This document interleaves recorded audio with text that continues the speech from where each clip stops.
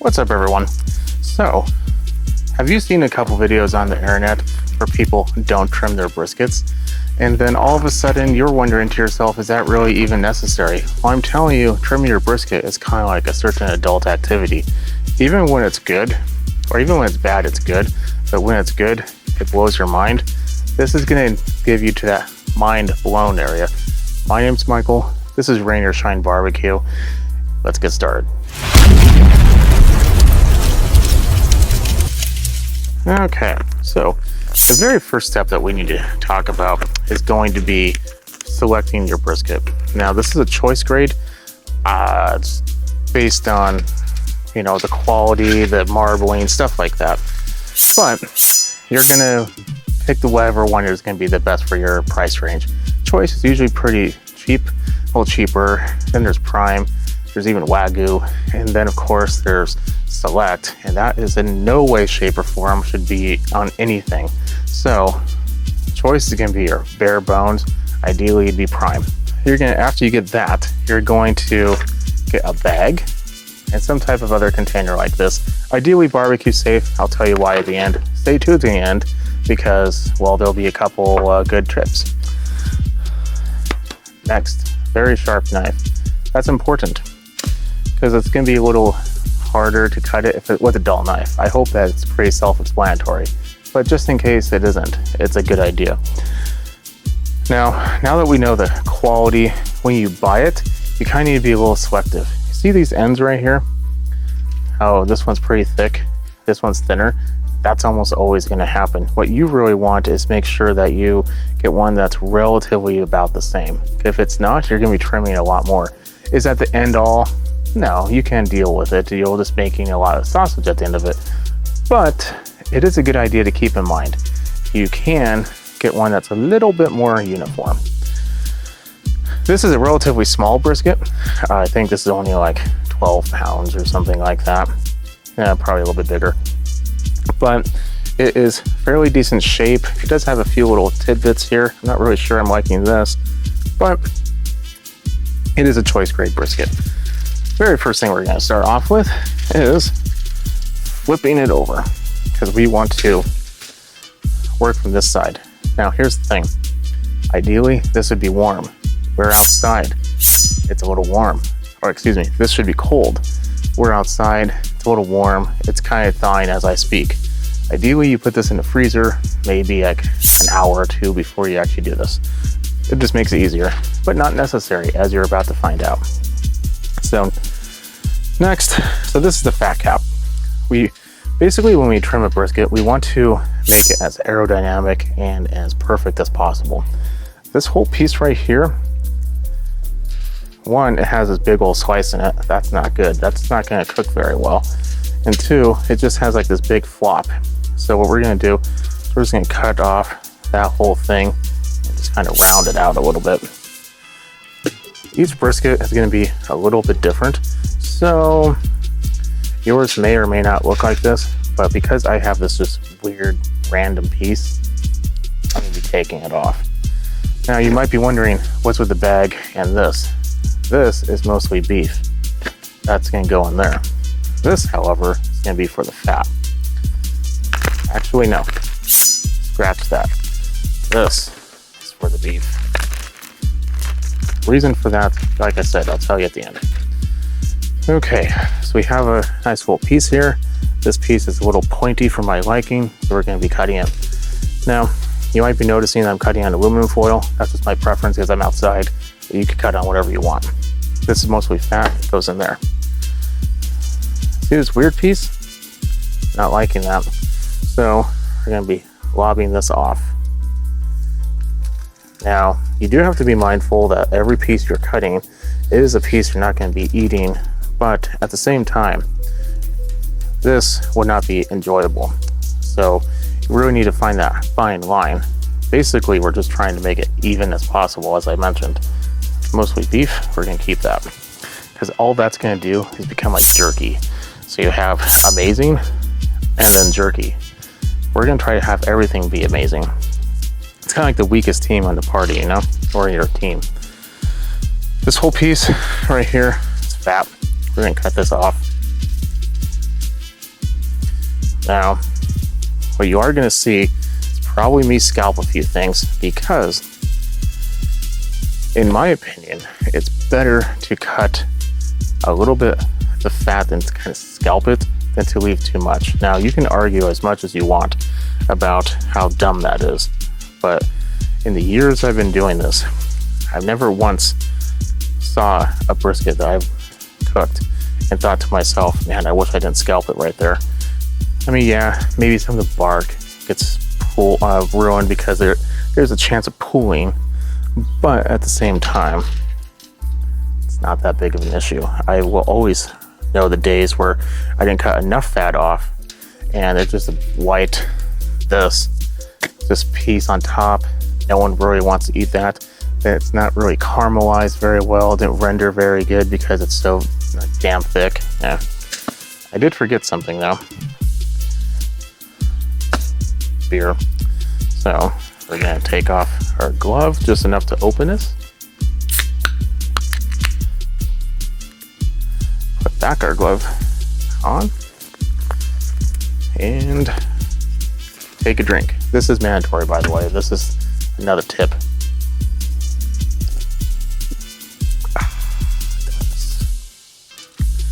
So this is the flap. We want this 1/4 of an inch. This is where it becomes a little more difficult. What I'm gonna do is I'm gonna round this off.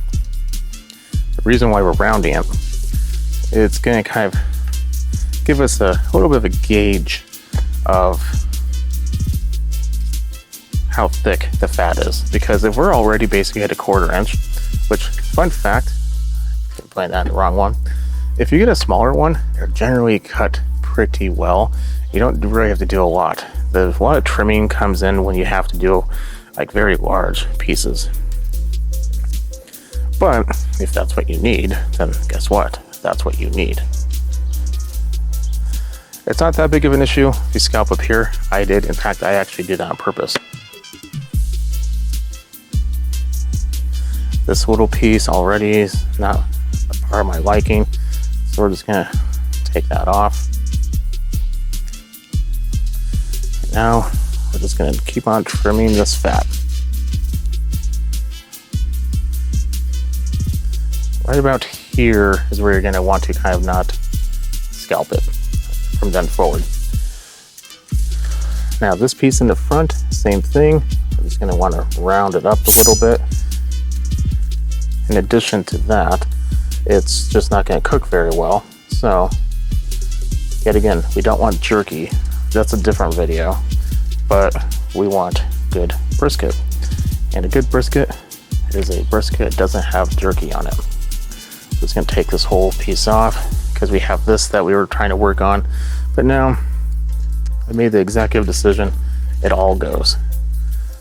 See how much easier it would be if it was borderline frozen? So do as I say, not as I do.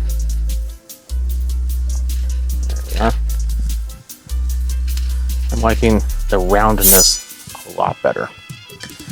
Now that we can see the front here actually has a pretty okay amount already, but I don't like this little flappy flap. So we're just gonna kind of take some of that off.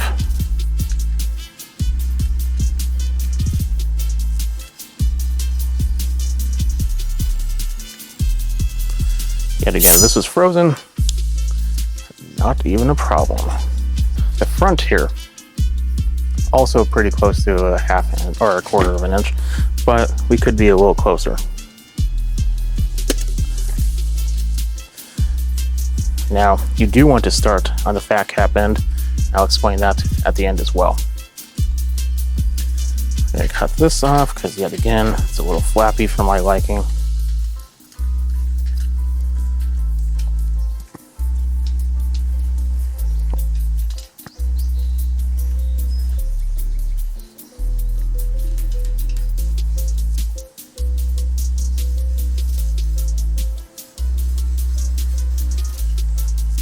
There we are. There's two trains of thoughts on cutting the edges, and that is the fat will kind of round out and kind of protect it. But after doing this for many years, I don't really see too much of a benefit of that. Now, if you do, maybe you've tried this a couple times and you leave this little section I just cut off that rounded it off, go right ahead and keep it. It's not going to hurt it, just not really going to help you. Now we're going to cut some more fat off here, rounding it off yet again. That's a pretty common thing that we're going to be doing today.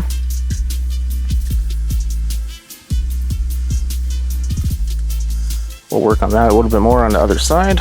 This, we can tell there is a very hefty piece, so we are going to first round this off a little bit more, or square it up in that way, and cut that end off because it's a little flappy. There we go. Now this is a big old piece. We're going to cut most of this off.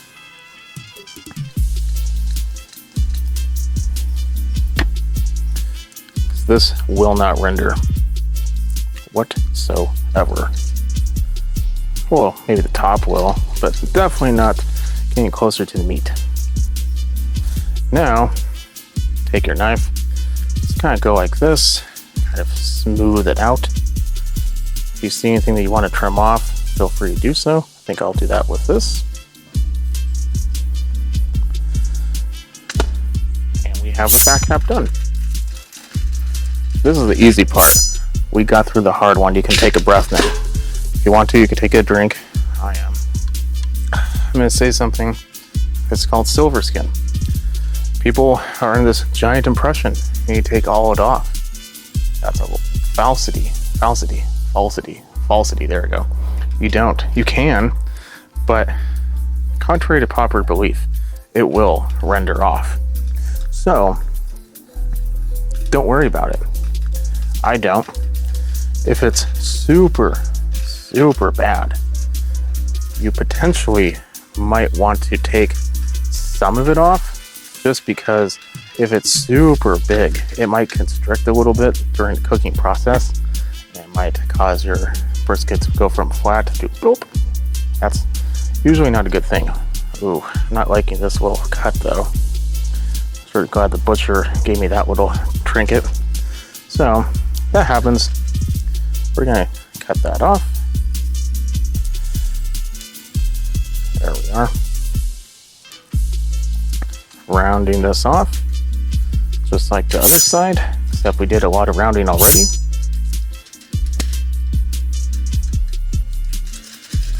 Ideally, I'd be doing this on a cutting board, but we're outside, and my cutting board's inside. Actually, there's a lot of meat in there. I don't really like this. We're just gonna cut this off. The coloring is not really jiving with me. And yet again, rounding it all out.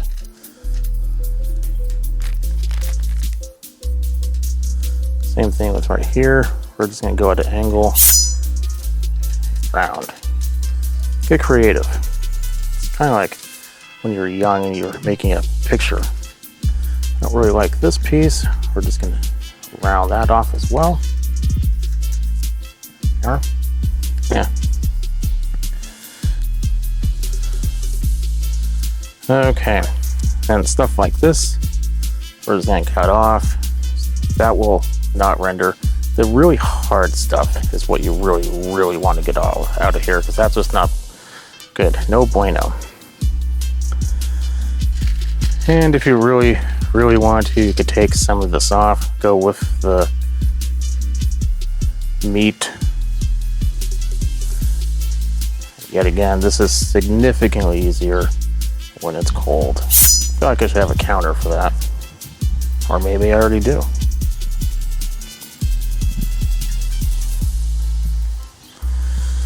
Okay. We are basically done. We can do as much as we want, but right now we are at a good place. The only thing I'm really not liking is this little divot which I very well might even out a little bit more. This should be, it's not that important to be flat, to be honest, because at the end of the day, this is going to go on the bottom. At least it should be. Some people do it on the top. If you do cook yours on the top, this should be as flat as you possibly can. That way pooling doesn't happen and then you ruin your bark. So everything's nice and round, uniform. I don't really see anything that's going to be beef jerky when we're done. Mohawk is pretty decent. Fat side down is about 1/4 of an inch. We should be good to go. So this goes to becoming ground beef. If you want to, you could cook it if you like.